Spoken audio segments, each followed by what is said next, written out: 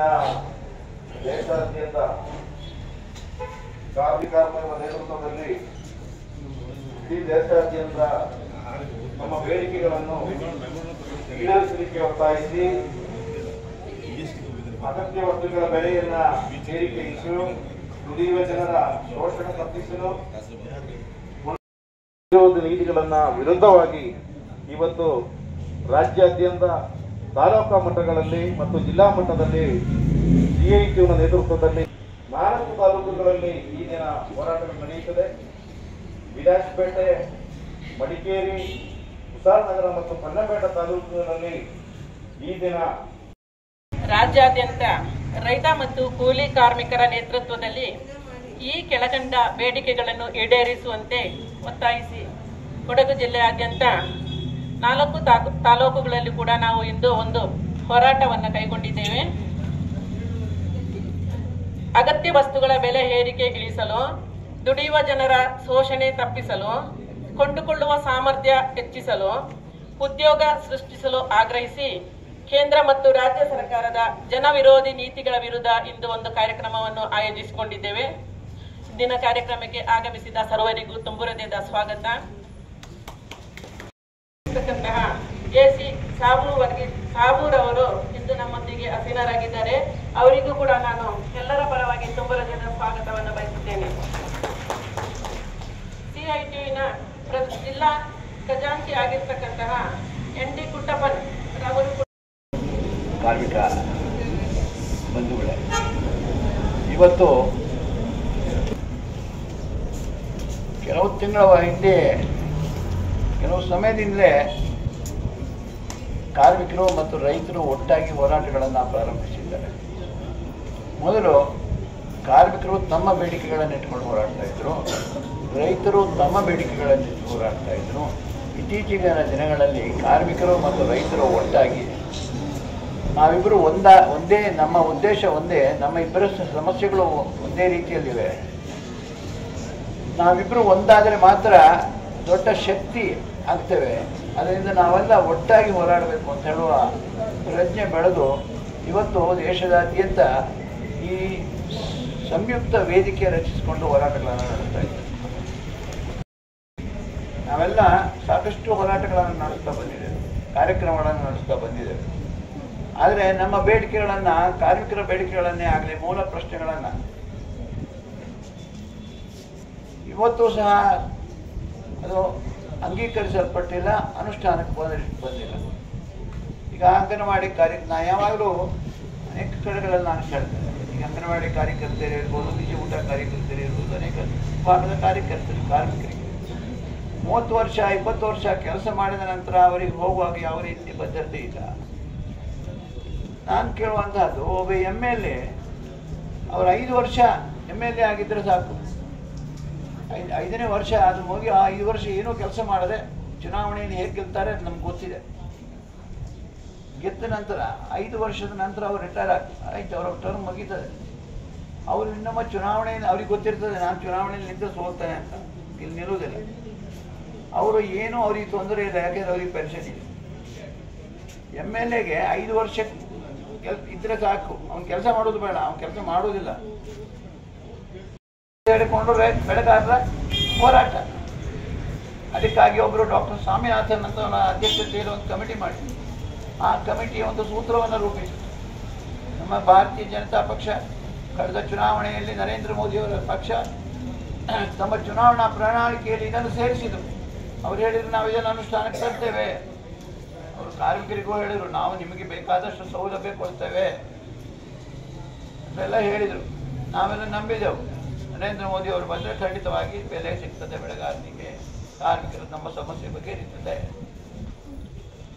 ಆದರೆ ನೀನು ಡಾಕ್ಟರ್ದ ಅವನು ಬುದ್ಧಿಯನ್ನು ಮಾರ್ತಾನೆ. ಒಬ್ಬ ರೋಗಿಗೆ ಮದ್ದು ಕೊಡುವುದು ಅಂತ ಹೇಳಿದ್ರೆ ತನ್ನ ಬುದ್ಧಿಯನ್ನು ಮಾರುವುದು, ರೋಗಿ ಇನ್ನೊಂದು ದುಡ್ಡು ಪಡಿತಾನೆ. ಅದನ್ನೇ ಮಾಡುವುದು ಅಂಗನವಾಡಿ ಕಾರ್ಯಕರ್ತೆ, ಅದನ್ನೇ ಮಾಡುವುದು ಕೃಷಿ ಕೂಲಿಗಾರ. ಡಾಕ್ಟ್ರು ಸಹ ಒಂದಲ್ಲ ಒಂದು ಇಲ್ಲಿ ಬರಬೇಕು, ಯಾಕೆಂದರೆ ಅವರಿಗೂ ಸಹ ಗುತ್ತಿಗೆ ಕಾರ್ಮಿಕರು. ನಾನು ಅವರಿಗೆ ತಮಾಷೆ ಮಾಡಿ ಹೇಳ್ತೇನೆ, ಇಲ್ಲ ಹೇಳ್ಕೊಂಡು ನಡೀತೀರಿ ನಾನು ದೊಡ್ಡ ಡಾಕ್ಟ್ರಿಗೆ ನೋಡಿ, ಗೌರ್ಮೆಂಟ್ ಆಸ್ಪತ್ರೆ ನೋಡಿ, ಗುತ್ತಿಗೆ ಡಾಕ್ಟ್ರು ಕಾರ್ಮಿಕರು ನೇರವಾಗಿ 27,000, ಬಿಡುವಾಗಲೂ 22,000.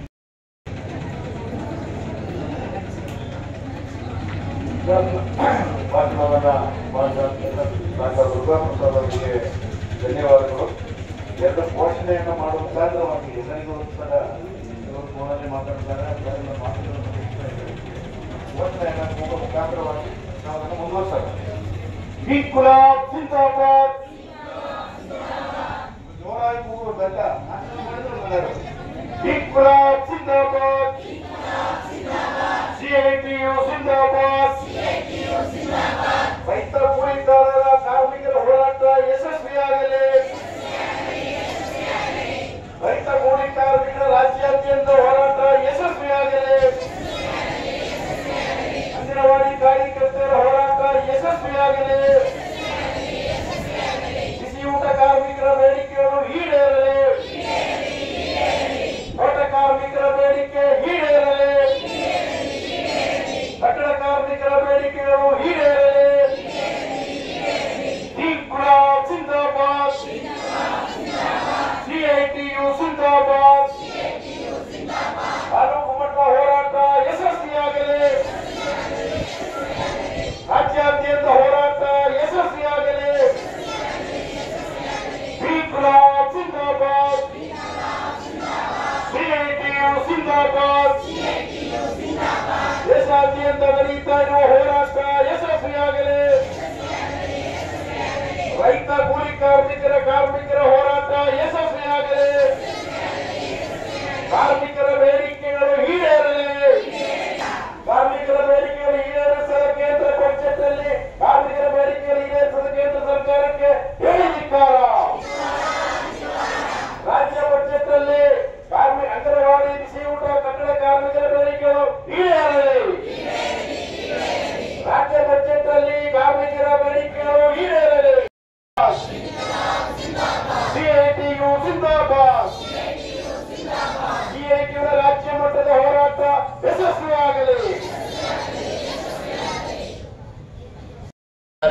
ಕೆಲಸವನ್ನು ಬಿಟ್ಕೊಟ್ಟು ಬಂದ್ಬಿಟ್ಟು ಇಲ್ಲಿ ಈ ಚಳವಳಿಯನ್ನು ಮಾಡಲು ಕಾರಣವೇನೆಂದ್ರೆ, ನಮ್ಮ ಬೇಡಿಕೆಯನ್ನು ಅವರು ಏನಂದ್ರೆ ಒಂದು ಟಿಶ್ಯೂ ಪೇಪರ್ ತರ ಉಪಯೋಗಿಸಿ ಬಿಸಾಡ್ತಾ ಇದ್ದಾರೆ. ರೈತರಿಗೆ ಆಗುವಂತಹ, ಈಗ ಡೆಲ್ಲಿಯಲ್ಲಿ ನೋಡ್ತಾ ಇದ್ದೀರಲ್ಲ, ಅವರ ಬೇಡಿಕೆಯನ್ನು ಕೇಳಿ ಹೋಗ್ತಿರುವಂತಹ ರೈತರನ್ನು ಅವರು ಯಾವ ತರಹ ಚಿತ್ರ ಹಿಂಸೆಯನ್ನು ಕೊಡ್ತಾ ಇದೆ ಅಂತ ಹೇಳ್ಬಿಟ್ಟು ನೀವು ಮಾಧ್ಯಮದ ಮುಖಾಂತರ ನೀವು ಕಾಣ್ತಾ ಇದ್ದೀರಿ. ಯಾವತ್ತಿನವರೆಗೆ ಈ ಚಳವಳಿ ಈ ತರ ಕೇಂದ್ರ ಸರ್ಕಾರದ ರೈತ ವಿರೋಧ ಚಳವಳಿಯನ್ನು ನಿಲ್ಲಿಸಲು ಅವತ್ತಿನವರೆಗೂ ಸಹ ನಾವು ನಮ್ಮ ಈ ಹೋರಾಟವನ್ನು ನಿಲ್ಲಿಸಲ್ಲ ಎಂದು ಕೇಂದ್ರ ಸರ್ಕಾರಕ್ಕೆ ಒಂದು ಎಚ್ಚರಿಕೆಯನ್ನು ನಾವು ಕೊಡ್ತಾ ಇದ್ದೀವಿ. ಮನೆಯಲ್ಲಿ ಒಂದು ನಮಗೆ ಡಿಸ್ಟರ್ಬ್ ಮಾಡುವುದು ಅದೆಲ್ಲ ಹೇಳಲಿಕ್ಕೆ ಸಾಧ್ಯ ಉಂಟು. ಅಂದರೆ ನಾನು ಅವರಿಗೆ ಒಂದೇ ಮಾತಲ್ಲಿ ಹೇಳೋದು, ನೋಡಿ, ನಮ್ಮ ದೇಶದ ಒಳಗಡೆ ಯಾರಿಗಾದ್ರೂ ಏನಾದ್ರೂ ಒಂದು ನ್ಯಾಯ ಸಿಕ್ಕಿದ್ರೆ ಅದು ಯೂನಿಯನ್ ಮುಖಾಂತರ, ಯೂನಿಯನ್ ಹೇಳಿದ್ರೆ ಒಗ್ಗಟ್ಟು ಮುಖಾಂತರನೇ ಸಿಕ್ಕಿದ್ದು. ನೋಡಿ, ಅಸಂಘಟಿತ ವಲಯದಲ್ಲಿ ಕೆಲಸ ಮಾಡುವಂತಹ ಅಂಗನವಾಡಿಯವರಾಗಲಿ, ಬಿಸಿಯೂಟದವರಾಗಲಿ, ಬೇರೆ ಬೇರೆ ವಿಭಾಗದಲ್ಲಿ ಕೆಲಸ ಮಾಡುವಂತ ಅಸಂಘಟಿತ ಕಾರ್ಮಿಕರು ಇವತ್ತು ಅಸಂಘಟಿತ ವಲಯದಲ್ಲಿ ಅವರಿಗೆ ಒಂದೊಂದು ತೊಂದರೆಗಳೇನಿದೆ ಸರ್ಕಾರಿಗೆ ಅರ್ಥ ಆಗುತ್ತಿಲ್ಲ, ಸರ್ಕಾರಕ್ಕೆ ಕಿವಿ ಕೇಳ್ತಾ ಇಲ್ಲ. ಅವ್ರು ಕೇಳಿದ್ರೆ ಇದು 3700 ನಾವು ಹೆಂಗೆ ಜೀವನ ಮಾಡಬೇಕು ಅಂತ ಹೇಳಿದ್ರೆ ನಮಗೆ ಕಿವಿ ಕೇಳ್ತಾ ಇಲ್ಲ. ಅವ್ರಿಗೆ ಕಿವಿ ಕೇಳಬೇಕಾದ್ರೆ ಏನ್ ಮಾಡಬೇಕು? ನಮ್ಮ ಹೋರಾಟ ಬಲಿಷ್ಠವಾಗಬೇಕು. ಆ ಹೋರಾಟ ಬಲಿಷ್ಠವಾದರೆ ಮಾತ್ರ ಈ ಸರ್ಕಾರ ಕಣ್ಣು ತೆರೆಯುವುದಿಲ್ಲ, ತೆರೆಯುವುದಿಲ್ಲ. ಅದು ಈ ರಾಜ್ಯ ಸರ್ಕಾರ ಆಗಲಿ, ಕೇಂದ್ರ ಸರ್ಕಾರ ಆಗಲಿ, ಯಾರು ಏನೆಲ್ಲ ಹೊಗಳಿದ್ರು ಕೂಡ, ಮೋದಿ ಹಂಗೆ ಮಾಡಿದ್ರು, ಹಿಂಗೆ ಮಾಡಿದ್ರು, ಒಳ್ಳೇದು ಏನು ಹೊಗಳಿದ್ರು ಕೂಡ ಕಾರ್ಮಿಕರ ಪರವಾಗಿ ಇರುವವರಲ್ಲ, ಅವರು ರೈತರ ಪರವಲ್ಲ. ನೋಡಿ, ಕಳೆದ ಡಾಕ್ಟರ್ ಹೇಳಿದ ಏನ್ ಹೇಳ್ತಾ ಇದೆ, ಈ ಪಬ್ಲಿಕ್ ಸೆಕ್ಟಾರ್ಗಳು ಪೂರ್ತಿ ಕಾರ್ಪೊರೇಟ್ಗಳಿಗೆ ಮಾರಾಟ ಮಾಡಿ, ಈ ಕಾರ್ಪೊರೇಟ್ಗಳಿಗೆ ಮಾರಾಟ ಮಾಡುವಂತ ಕೆಲಸ ಏನೇ ಇರೋದು ಇವತ್ತು ಯಾವುದೂ ಇಲ್ಲ. ನೋಡಿ, ಇದಕ್ಕೂ ಮುಂಚೆ ನಮ್ಮ ಬಿಜೆಪಿಯ ನಮ್ಮ ಸ್ನೇಹಿತರು ಏನ್ ಹೇಳಿದ್ರು, ಪಾರ್ಲಿಮೆಂಟ್ ಒಳಗಡೆ 2 ಎಂಪಿಗಳು ಇರುವ ಟೈಮಲ್ಲಿ 9ನೇ ಇಸ್ವಿ ಹೊಸ ಆರ್ಥಿಕ ನೀತಿ, ಕೈಗಾರಿಕಾ ನೀತಿ ಬರುವಾಗ ಇದು ನಾವು ಬಿಡೋದಿಲ್ಲ ಅಂತ ಹೇಳಿ ಪಾರ್ಲಿಮೆಂಟ್ ಒಳಗಡೆ, ಪಾರ್ಲಿಮೆಂಟ್ ಹೊರಗಡೆ ದೊಡ್ಡ ಹೋರಾಟ ಮಾಡಿದಂತವರು. ಅವರು ಅಧಿಕಾರಕ್ಕೆ ಬಂದ ಮೇಲೆ ಫಾಸ್ಟ್ ಆಗಿ ಹೊಸ ಆರ್ಥಿಕ ಮಾಡುದು. ಅವರಿಗೆ ಅಂಗನವಾಡಿ ಅವರಿಗೆ ಏನು ದೊಡ್ಡ ಸಂಬಳನ ಇದು? ಇದೇನು ದೊಡ್ಡ ಸಂಬಳ ಹೇಳಲಿಕ್ಕೆ ಅವರು ಎಲ್ಲೆಲ್ಲ ಕೆಲಸ ಮಾಡಬೇಕು. ಎಷ್ಟು ಕೆಲಸ ಅವ್ರಿಗೆ ಕೊಟ್ಟರು ಎಲ್ಲ ಅಂಗನವಾಡಿಯವರ ತಲೆಯಲ್ಲಿ ಹಾಕೋದೆ ಕೆಲಸಗಳು ಪೂರ್ತಿ. ಇವತ್ತಿನ ಪರಿಸ್ಥಿತಿ ಬಹಳ ಕಾರ್ಮಿಕ ವಿರೋಧಿ ನೀತಿಗಳನ್ನೇ ಈ ಕೇಂದ್ರ ಮತ್ತು ರಾಜ್ಯ ಸರ್ಕಾರಗಳು ಮಾಡ್ತಾ ಇರೋದು. ಅದರಿಂದ ಬರುವ ದಿನಗಳಲ್ಲಿ ನೋಡಿ ದೊಡ್ಡ ರೀತಿಯಲ್ಲಿ ಚಳವಳಿ ಬೆಳೆದು ಬರಬೇಕಾಗುತ್ತದೆ. ಅದಕ್ಕೆ ಲೀಡರ್ಶಿಪ್ ಕೊಡಬೇಕಾದಂತವ್ರು ನೀವು, ಬೇರೆ ಯಾರು ಕೂಡ ಚುನಾವಣೆ ಕೇಳ್ತಾರೆ. ಮಾಕುಟ್ಟ ಹೋದರೆ ನಮಗೆ ಗೊತ್ತಾಗುತ್ತಲ್ಲ, ಮಾಕುಟ್ಟದಲ್ಲಿ ಈ ಗೇರ್ ಬೀಜ ಬರಬಹುದು. ಆದ್ರೆ ನಮ್ಮ ಈ ಬೇಡಿಕೆಗಳನ್ನ ನಾವು ಈಡೇರಿಸಬೇಕಾದ್ರೆ ನಾವು ಸ್ಟ್ರೈಕ್ ಮಾಡ್ಬಿಟ್ಟೆ ನಮ್ಮ ಬೇಡಿಕೆಗಳನ್ನ ಈಡೇರಿಸಬೇಕೇ ಹೊರತು ನಮ್ಮ ಕೆಲಸವನ್ನು ಗುರುತಿಸಿ ಆಶಾದವರಾಗಿರ್ಬೋದು, ಬಿಸಿ ಊಟದವರಾಗಿರ್ಬೋದು, ಅಂಗನವಾಡಿಯವರಾಗಿರ್ಬೋದು, ಯಾರ ಕೆಲಸವನ್ನು ಗುರುತಿಸದೆ ಎಲ್ಲನೂ ಸದಾ ನಾವು ಏನು ದುಡಿತಿದ್ದೀವೋ ಅದು ಮಾತ್ರ ನಮ್ಗೆ ಇಂಪಾರ್ಟೆಂಟ್. ಅಂದ್ರೆ ನಮ್ಗೆ ನಮ್ಮ ಸರ್ಕಾರ ಆಗ್ಲಿ ನಮ್ಮ ಅಂಗನವಾಡಿಯವ್ರದ್ದು ಯಾವುದೇ ಕೆಲಸಗಳನ್ನು ಗುರುತಿಸಿಬಿಟ್ಟು ನಮ್ಗೆ ಯಾವುದೇ ರೀತಿಯಲ್ಲಿ ಸ್ಯಾಲ್ರಿನ ಮಾಡಲ್ಲ. ನಾವು ಮುಷ್ಕರ ಮಾಡಲೇಬೇಕು. 1 ದಿವಸ ಆಗ್ಲಿ 10 ದಿವಸ ಆಗ್ಲಿ ರೋಡಲ್ಲಿ ಕೂತು ನಮ್ಮ ಮುಷ್ಕರನ ಮಾಡೋದ್ರಿಂದ ಮಾತ್ರ ನಮ್ಗೆ ಸ್ಯಾಲ್ರಿ ಮಾಡ್ತಾರೆ ಹೊರತು ನಾವು ಯಾವತ್ತೂ ನಮ್ಮ ಕೈಲಿ ದುಡಿಸ್ಕೊಂಡು ನಮ್ಗೆ ಸ್ಯಾಲ್ರಿ ಮಾಡಲ್ಲ. ನಮ್ಮಲ್ಲಿ ಸಂಘಟನೆ ಬಲವಾಗಿದ್ರೆ ನಾವು ಹೋರಾಟ ಮಾಡಿ ನಮ್ಮ ಬೇಡಿಕೆಗಳನ್ನು ಈಡೇರಿಸ್ಕೋಬಹುದು. ಆದ್ರಿಂದ ಈಗ ನಾವು 3,700 ರೂಪಾಯಿ ಸಂಬಳ ತಗೋತಿದ್ದೀವಿ ಅಂತ ಹೇಳಿದ್ರೆ ಅದು ನಮ್ಮ ಈ CIT ಸಂಘಟನೆಯ ಮುಖಾಂತರ ಮಾತ್ರ. ಆದ್ರಿಂದ ದಯವಿಟ್ಟು ಎಲ್ಲರೂ ಇನ್ನು ಮುಂದೆ ಹೆಚ್ಚಿನ ಸಂಖ್ಯೆಯಲ್ಲಿ ಭಾಗವಹಿಸಿ ಹೋರಾಟವನ್ನು ಮಾಡಬೇಕು. ಈಗಾಗಲೇ ನೋಡಿ, ಕಳೆದ ವರ್ಷ ಬಜೆಟ್ನಲ್ಲಿ ನಮಗೆ 1,000 ರೂಪಾಯಿ ಅವರು ಬಿಡುಗಡೆ ಮಾಡ್ತೀವಿ ಅಂತ ಘೋಷಣೆ ಮಾಡಿದ್ದಾರೆ. ಈ ವರ್ಷ ಕಳೆದೇ ಹೋಯ್ತು, ನಮಗೆ ಅದರದ್ದು ಬಿಡುಗಡೆ ಮಾಡಿದಂತ ಹಣ ಸಿಕ್ಕಲಿಲ್ಲ. ಮರ್ಯಾದೆಗೆ ಕೊಡುವಂತ ಸಂಬಳನೂ ಅವ್ರು ಕೊಡ್ತಾ ಇಲ್ಲ. ಎಷ್ಟು ನಾವು ಬಿಸಿ ಊಟ ನೌಕರು ಎಷ್ಟು ಕಷ್ಟದಲ್ಲಿದ್ದೀವಿ ಅಂತ ಹೇಳಿದ್ರೆ, ನಮ್ಮ ಬಿಸಿ ಊಟ ನೌಕರನ್ನು ಯಾವುದೇ ರೀತಿಯಾದ ಒಂದು ಸಣ್ಣ ಅಮೌಂಟ್ ಕೂಡ ಕೊಡದೆ ಅವ್ರನ್ನ ತೆಗೆದಾಕಿದ್ದಾರೆ. ನಾವು ಈ ಸರ್ಕಾರದಲ್ಲಿ ಕೇಳ್ಕೊಳ್ಳೋದೇನೆಂದ್ರೆ 60 ವರ್ಷ ಕಳೆದು ನೀವು ತೆಗೆಯುವಂತಹ ನಮ್ಮ ಬಿಸಿ ಊಟ ನೌಕರರಿಗೆ ಒಂದು ಸಲ ಇಡೀ ಗಂಟೆ ಆದ್ರೂ ಕೊಟ್ಟು ನೀವು ಅವರನ್ನ ಮಾಡ್ಬೇಕು. ಇಷ್ಟು ವರ್ಷ ಅವ್ರು ಕೆಲಸ ಮಾಡಿ ಏನ್ ಪ್ರಯೋಜನ? MLA ಅವರಿಗೆ ಇವರಿಗೆಲ್ಲ ನೀವು ಅಷ್ಟು ದೊಡ್ಡ ಸಂಬಳ ಇರುವಂತವ್ರಿಗೆ ಹೋಗುವಾಗ ನಾವೆಷ್ಟು ಮನಸ್ಸಿಗೆ ನೋವಾಗಿ ಆ ಕೆಲಸವನ್ನು ಬಿಡ್ತಿದೀವಿ ಅಂತ ಸರ್ಕಾರ ಒಂದ್ಸಲ ಅದರ ಬಗ್ಗೆ ಯೋಚನೆ ಮಾಡಬೇಕು. ಆದ್ರಿಂದ ನಾವು ಇನ್ನೂ ಹೆಚ್ಚಿನ ನಮ್ಮ ಬೇಡಿಕೆಗಳು ಈಡೇರಬೇಕು ಅಂತ ಹೇಳಿದ್ರೆ ನಾವು ನಮ್ಮ ಸಂಘಟನೆಯ ಮುಖಾಂತರ ಒಂದು ಹೆಚ್ಚಿನ ರೀತಿಯಲ್ಲಿ ಹೋರಾಟ ಮಾಡಬೇಕು ಅಂತ ನಾನು ಎಲ್ಲರಲ್ಲಿ ಕೇಳ್ಕೊಳ್ತೇನೆ. ರೈತರು ಸೇರಿ ಈ ದೇಶದ ದುಡಿಯುವ ಜನವಿಭಾಗಗಳು ಇವತ್ತು ಇಡೀ ದೇಶಾದ್ಯಂತ ಬೀದಿಗೆ ಬಂದಿದ್ದಾರೆ. ಈಗಾಗಲೇ ಅದರ ಬಗ್ಗೆ ಈಗ ನಮ್ಮ ಮುಖಂಡರುಗಳು ನಮ್ಮ ಜೊತೆಯಲ್ಲೆಲ್ಲ ಮಾತಾಡಿದ್ದಾರೆ, ಹಂಚಿಕೊಂಡಿದ್ದಾರೆ. ಈಗಾಗಲೇ ಅಂಗನವಾಡಿಯವರು ತನ್ನ ಸಮಸ್ಯೆಗಳ ಬಗ್ಗೆ ಅವರು ಮಾತನಾಡಿದ್ದಾರೆ. ಬಿಸಿ ಊಟದವರು ತನ್ನ ಅಳಲನ್ನ ನಿಮ್ಮ ಮುಂದೆ ಇಟ್ಟಿದ್ದಾರೆ. ಅದೇ ರೀತಿಯಲ್ಲಿ ಕಟ್ಟಡದವರು, ತೋಟ ಕಾರ್ಮಿಕರ ಘೋಷಣೆಗಳನ್ನ ಕೊಟ್ಟು ಈಗಾಗಲೇ ನಮ್ಮ ದುರ್ಗಾ ಪ್ರಸಾದ್ ಅವರು ಹೇಳಿದರು, ಅಧಿಕಾರಕ್ಕೆ ಬರುವಂತ ಸಂದರ್ಭದಲ್ಲಿ ಅವರು ಹೆಣ್ಣು ಮಕ್ಕಳ ಬಗ್ಗೆ ದೊಡ್ಡ ರೀತಿಯಲ್ಲಿ ಒಂದಿಷ್ಟು ಯುದ್ಧ ಮಾತಾಡ್ತಾರೆ, ಮಹಿಳೆಯರ ಬಗ್ಗೆ ದೊಡ್ಡದಾಗಿ ಮಾತಾಡ್ತಾರೆ, ಕಾರ್ಮಿಕರ ಬಗ್ಗೆ ದೊಡ್ಡದಾಗಿ ಮಾತನಾಡ್ತಾರೆ. ಆದರೆ ಅಧಿಕಾರಕ್ಕೆ ಬಂದ ನಂತರ ಇಷ್ಟು ವರ್ಷ ಆದರೂ ಕೂಡ 76 ವರ್ಷ ಕಳೆದರೂ ಕೂಡ ನಮ್ಮ ಬಿಸಿ ಊಟದವರ ಪರಿಸ್ಥಿತಿ, ಅಂಗನವಾಡಿಯವರ ಪರಿಸ್ಥಿತಿ, ಅವರ ಮೇಲೆ ಕೊಡುವಂತ ಕೆಲಸಗಳು ಬೇಕಾದಷ್ಟು ಕೆಲಸಗಳಿವೆ.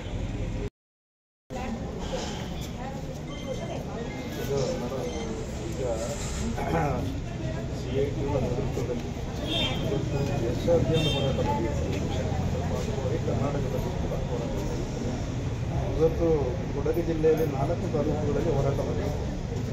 ಅದರಲ್ಲಿ ಅಂಗನವಾಡಿಯವರು, ಬಿಸಿ ಊಟ, ಕಟ್ಟಡ ಕಾರ್ಮಿಕರು, ತೋಟ ಕಾರ್ಮಿಕರು. ನಿಜವಾಗಿ ನಮಗೆ ಹೋರಾಟಕ್ಕೆ ಒಂದು ಬೆಂಬಲ ಕೊಡಿ. ನೀವು ನಮ್ಮ ಸರ್ಕಾರಕ್ಕೆ ಕೂಗಿ ಕೇಳೋದಿಲ್ವಾ? ನಮಗೆ ತುಂಬ ಕಷ್ಟ. 3 ತಿಂಗಳು 4 ತಿಂಗಳು ಸಂಬಳ ಹಾಕೋದಿಲ್ಲ. ಬರೀ ಒಂದು ದಿವಸಕ್ಕೆ 110 ರೂಪಾಯಿಲಿ ನಾವು ದುಡಿತಾ ಇದ್ದೀವಿ. 22 ವರ್ಷ ಆಯಿತು. 22 ವರ್ಷಕ್ಕೂ ನಮಗೆ ಸರಿಯಾಗಿ ಸಂಬಳ ಬರೋದಿಲ್ಲ. ತುಂಬ ಕಷ್ಟ ಇದೆ. ನಮ್ಮ ಮಕ್ಕಳನ್ನೆಲ್ಲ ಸಾಕಲಿಕ್ಕೆ ಇದೇ ಸಂಬಳದಲ್ಲಿ ಸಾಕಲಿಕ್ಕೆ ಕಷ್ಟ ಇದೆ. ನಮ್ಮ ಕೂಗು ಸರ್ಕಾರಕ್ಕೆ ನಿಜವಾಗಿ ಕೇಳಿದ್ರೆ ಇವತ್ತಿನ ದಿವಸ ನಮಗೆ ಸಂಬಳ ಹೆಚ್ಚಳ ಮಾಡ್ತಾರೆ ಅಂತೇಳಿ ನಾನು ಭರವಸೆ ಇಟ್ಟು ನಾವು ಹೋಗ್ತಿದ್ದೀವಿ. ನಿಜವಾಗಿ ನಮಗೆ ಸಂಬಳ ಹೆಚ್ಚಳ ಮಾಡಿ ನಮ್ಮ ಕೂಗು ನಿಮಗೆ ಸರ್ಕಾರಕ್ಕೆ ಕೇಳಲಿ ಅಂತೇಳಿ ನಾನು ಇವತ್ತಿನ ದಿವಸ ಒಳ್ಳೆಯ ಪರವಾಗಿ ತನ್ಪ್ರಿಯಾ ಮೇಡಮ್ ಅವರು ನಮ್ಮ ಮನವಿಯನ್ನ ಸ್ವೀಕರಿಸಿದ್ದಾರೆ. ಅವರದ್ದು ತಹಸೀಲ್ದಾರ್ ಮುಖಾಂತರವಾಗಿ ಮಾನ್ಯ ಪ್ರಧಾನಮಂತ್ರಿಗೆ ಅವರನ್ನು ಕಳಿಸ್ತಾರೆ. ನಿಜವಾಗಿ ಕೆಳಗೆ ಇಡಬೇಡಿ ಮೇಡಮ್ ಅವರೇ, ಮೇಲೆ ತಹಸೀಲ್ದಾರ್ ಆಫೀಸ್ ನಿಜವಾಗಿ ನೋಡ್ಲಿ. ಅದು ಅವರಿಗೆ ತಲುಪಲಿಲ್ಲ ಮೇಡಮ್. ಈಗ ದಯವಿಟ್ಟು ನಮಗೆ ಕೊಡ್ತೀವಿ, ನಾವು ತಲುಪಿಸಿ ನಮ್ಮ ಬಿಸಿ ಊಟ ನೌಕರ ಬೇಡಿಕೆಗಳನ್ನು ಈಡೇರಿಸಿ ಮಾಡಿ. ಸಾಕಾಗುಂಟು, ನಮಗೂ ಸಾಕಾಗುಂಟು ಮೇಡಮ್. ಎಲ್ಲರ ಅನಾರೋಗ್ಯ ಅದು ಇದು ಎಲ್ಲ ಸಮಸ್ಯೆ. ಸರಿ ಆಯ್ತಲ್ಲ.